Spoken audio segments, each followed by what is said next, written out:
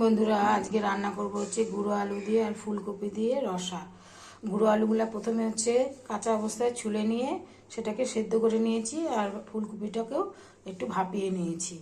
এখন হচ্ছে কড়াইতে এই যে তেল দিয়ে দিয়েছি, এর মধ্যে দেব ফোড়নে হচ্ছে বন্ধুরা জিরা ফোড়ন দেব, আর কয়েকটা শুকনো লঙ্কা দেব, কয়েকটা তেজপাতা, আর কেটে করে রেখেছি এলাচ দারচিনি, এগুলো দেবো, কয়েকটা কাঁচা লঙ্কাও দেব। এখন ফুলকপি আলুগুলো দিয়ে একটু ভাজা ভাজা করব। মিক্সিতে এখানে একটা পেস্ট তৈরি করে নিয়েছি বন্ধুরা, একটা টমেটো, আদা, জিরা আর দুটো কাঁচা লঙ্কা দিয়ে এই মশলাটা তৈরি করে নিয়েছি। তার সাথে আরও কিছু গুঁড়ো মশলাও অ্যাড করব।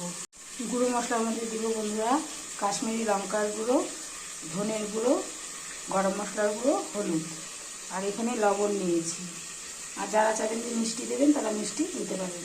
হলুদ লবণ ছাড়া বন্ধুরা ভালো করে একটু ভাজা করে নিতে হবে, তাহলে ভাজাটা বোঝা যাবে।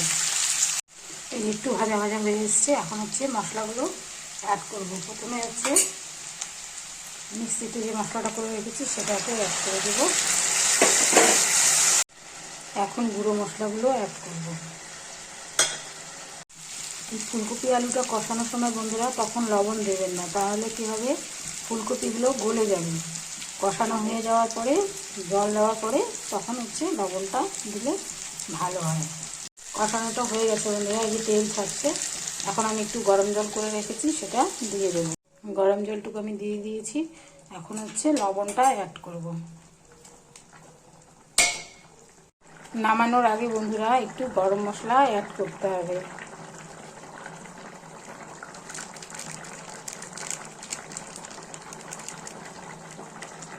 এই যে বন্ধুরা ফুলকপি দিয়ে গুঁড়ো আলু দিয়ে রসা আমার হয়ে গেল। আপনারা পারলে নামানোর সময় একটু মিষ্টি অ্যাড করে দেবেন বন্ধুরা, তাহলে কিন্তু খেতে আরও দুর্দান্ত হয়।